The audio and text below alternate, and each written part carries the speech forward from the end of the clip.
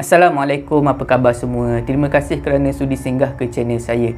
Saya harap semua penonton berada dalam keadaan sihat dan bahagia selalu, insya-Allah. Dalam video kali ini saya nak ceritakan kisah menembak hantu.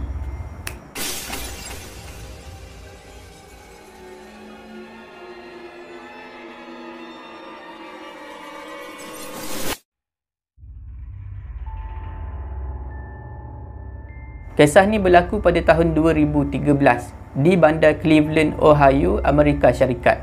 Untuk nama memudahkan cerita, saya akan gunakan nama samaran Evelyn. Pada masa kejadian ni berlaku, Evelyn baru saja berpindah masuk ke dalam sebuah rumah sewa di bandar Cleveland, Ohio.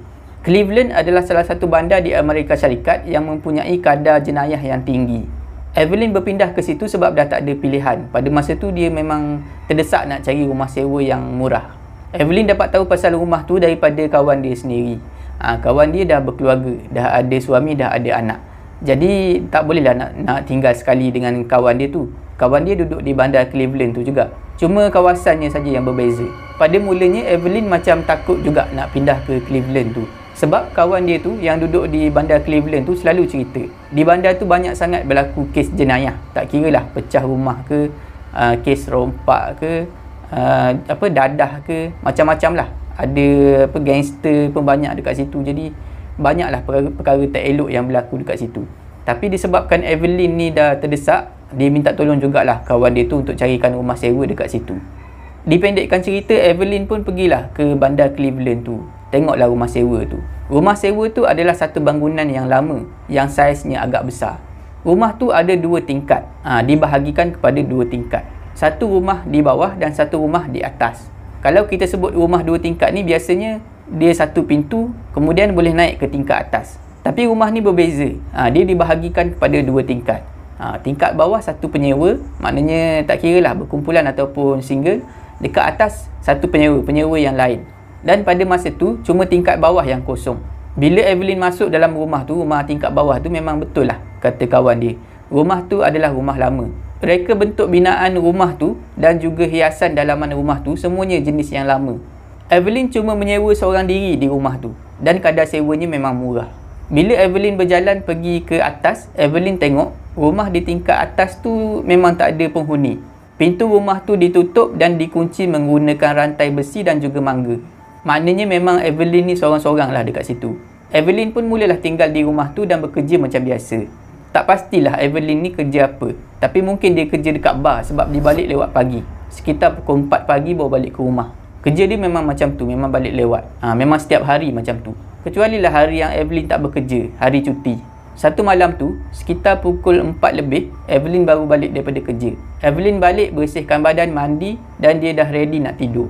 Masa Evelyn nak tidur tu, dia terdengar bunyi yang sangat bising daripada tingkat atas. Kedengaran macam ramai orang dekat tingkat atas tu. Dan orang-orang dekat tingkat atas tu menghentakkan kaki dengan kuat. Bunyi tapak kaki tu diselang-seli dengan bunyi-bunyi yang lain. Antaranya, bunyi pintu yang dihempas dengan sangat kuat dan bunyi perabot-perabot dialih. Pada masa tu Evelyn memang sangat takut.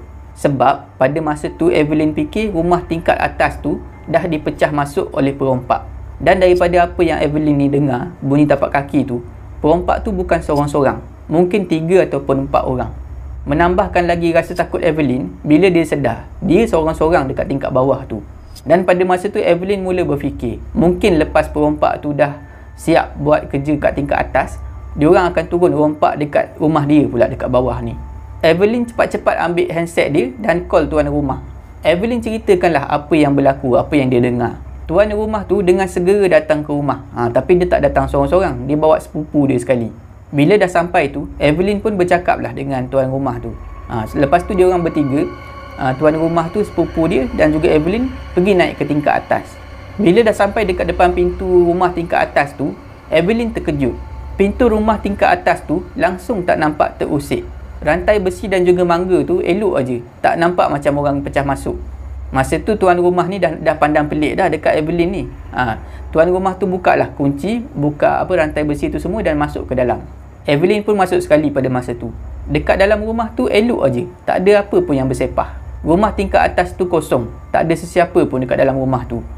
Dan tak ada tanda-tanda orang pecah masuk. Dia orang bertiga pun keluarlah daripada rumah tu dan kunci balik pintu rumah tu. Masa tu Evelyn dia tak tahu nak cakap apa, sebab dia betul-betul dengar bunyi bising tu daripada tingkat atas. Dan dia minta maaf dekat tuan rumah tu. Tuan rumah tu tak marah pun dekat Evelyn. Cuma dia bagi tahu kena berhati-hati tinggal dekat situ, sebab memang pernah berlaku kes-kes jenayah dekat kawasan tu. Kemudian tuan rumah tu dan juga sepupu dia meninggalkan kawasan tu, balik ke rumah.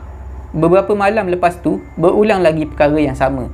Evelyn terdengar sekali lagi bunyi yang sangat bising daripada tingkat atas. Bunyi orang berjalan dengan menghentak-hentakkan kaki daripada tingkat atas, dengar bunyi pintu dihempas, bunyi perabot dialih. Tapi kali ni Evelyn tak call dia punya tuan rumah tu. Dalam bilik tidur Evelyn ni ada satu TV. Dia kuatkan suara TV tu. Lepas tu dia tidur. Pada satu malam minggu ni, mak dan ayah Evelyn datang ke bandar Cleveland tu dan bermalam di rumah Evelyn. Pada malam tu memang tak ada kedengaran apa-apa, semuanya normal saja. Keesokan harinya, bila mak ayah Evelyn balik semula ke rumah, tinggallah Evelyn ni seorang-seorang macam biasa. Dan pada malam harinya, kedengaran lagi bunyi bising tu. Masa tu mulalah Evelyn ni fikir, benda ni akan kacau dia bila dia seorang-seorang dekat rumah tu. Pernah satu hari tu, adik Evelyn datang melawat Evelyn menaiki kereta. Bila dah sampai dekat rumah kakak dia, adik Evelyn ni parkinglah kereta dekat depan rumah. Pada masa tu, adik Evelyn tak datang seorang. Dia datang bersama dengan anjing peliharaan dia. Masa tu bukan hari cuti. Jadi Evelyn perlu bekerja pada masa tu. Adik Evelyn datang cuma nak singgah ajalah. Nak cuba bermalam dekat rumah sewa kakak dia tu. Jadi, bila Evelyn ni pergi bekerja, tinggallah adik dia dan juga anjing peliharaan dia dalam rumah tu. Bila dah habis waktu kerja, Evelyn pun baliklah ke rumah. Macam biasalah, pukul 4 pagi lebih macam tu. Masa Evelyn sampai depan pintu nak buka pintu tu, Evelyn terdengar bunyi horn kereta. Evelyn pun pandanglah dekat kereta tu. Kereta adik dia. Evelyn terkejut sebab adik dia ada dalam kereta. Sekali dengan anjing peliharaan dia. Evelyn pun pergilah dekat adik dia dekat kereta tu. Adik dia buka pintu dan keluar daripada kereta bersama dengan anjing dia. Evelyn tanyalah, kenapa duduk kat dalam kereta kat luar rumah ni? Tapi pada masa tu, adik Evelyn tak berani nak bercakap kenapa dia duduk di dalam kereta di luar rumah tu. Bila Evelyn dah balik tu, barulah dia berani masuk semula ke dalam rumah. Tapi dia minta nak tidur di bilik yang sama dengan kakak dia. Keesokan harinya, adik Evelyn pun baliklah semula ke rumah dia. Masa pun berlalu. Dah berbulan-bulan Evelyn tinggal di rumah tu. Evelyn dah jadi terbiasa dengan bunyi bising tu. Sampai satu masa, Evelyn ni dia ada kenal dengan seorang lelaki. Lama-kelamaan Evelyn makin rapat dengan lelaki tu. Dan diorang ni mula bercinta. Maknanya diorang ni dah jadi makwa dan juga pakwa lah. Pakwa Evelyn tu adalah salah seorang ahli dalam kumpulan gangster di bandar Cleveland pada masa tu. Pakwa Evelyn ni selalu bawa pistol bersama dengan dia. Sampai ke tempat tidur pun dia bawa pistol dia tu. Pistol jenis Glock 9. Tak tahulah pistol macam mana. Bila dia tidur, dia akan simpan pistol Glock 9 tu bawah bantal. Pada satu malam ni, pakwa Evelyn tidur di rumah Evelyn, rumah sewa Evelyn. Pada masa tu Evelyn tak ada kat rumah, dia belum balik kerja lagi. Sedang pakwa Evelyn ni tidur, tiba-tiba TV yang ada dalam bilik tu hidup dengan sendiri. Pada masa tu pakwa Evelyn ni terjaga. Dia buka mata perlahan-lahan. Pada masa tu bilik tu memang betul-betul gelap, tak ada lampu yang dibuka. Satu-satunya punca cahaya adalah daripada TV yang baru dihidupkan tu. Daripada cahaya TV itulah pakwa Evelyn yang nampak dalam bilik tu ada 3 orang lelaki sedang berdiri di sebelah katil dia. Dan pada masa tu, ketiga-tiga orang lelaki tu sedang pandang ke arah dia. Bila dah nampak macam tu, pakwa Evelyn ni cepat-cepatlah ambil pistol yang ada bawah bantal dia dan acukan dekat 3 orang lelaki tu. Pada masa tu, pakwa Evelyn cuma fikir 2 kemungkinan. Kemungkinan pertama, 3 lelaki ni adalah perompak yang masuk ke dalam rumah tu untuk merompak. Kemungkinan kedua, mungkin ada ahli kumpulan daripada gangster lain di bandar Cleveland tu yang masuk dalam rumah tu untuk bunuh dia. Pada masa tu, pakwa Evelyn ni, masa dia acukan pistol dekat 3 orang lelaki tu, dia bercakap. Pakwa Evelyn bagi amaran dekat 3 orang lelaki tu supaya dia orang ni keluar daripada rumah tu. Kalau tak, dia tembak. Tapi ketiga-tiga lelaki tu langsung tak bergerak dan terus memandang ke arah pakwa Evelyn.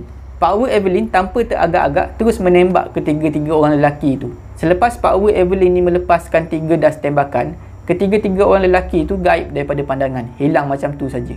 Bila Evelyn balik ke rumah, pakwa dia ni ceritalah dekat Evelyn apa yang berlaku.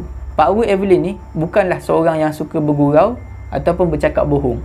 Pada mulanya, Evelyn tak percaya apa yang pakwa dia ni cakap. Jadi Pak Wu ditunjukkanlah pistol tu.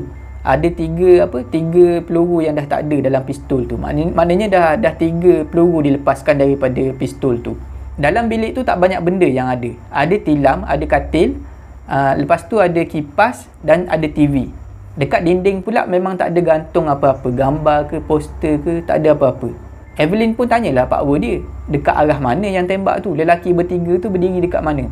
Pak Wu Evelyn ni bagi tahulah dekat arah mana kan. Dan dia orang berdua ni mula cari dekat dinding. Apa tu kalau ada lubang bekas tembakan. Bila dia orang cari, tak ada satu pun bekas tembakan, bekas peluru dekat dinding. Tapi bila dia orang tengok dekat lantai bilik tu, memang ada 3 kelongsong peluru. Maknanya memang betul lah Pak Wu Evelyn ni dah tembak guna pistol tu 3 kali. Selepas kejadian tu, Evelyn dah tak menyewa lagi di rumah tu. Sebab dia rasa dah tak selamat. Dengan bantuan kawan dia dan juga Pak Wu dia, Evelyn berjaya menyewa rumah sewa yang lain. Dan di rumah sewa baru tu, dah tak ada lagi gangguan yang dialami oleh Evelyn.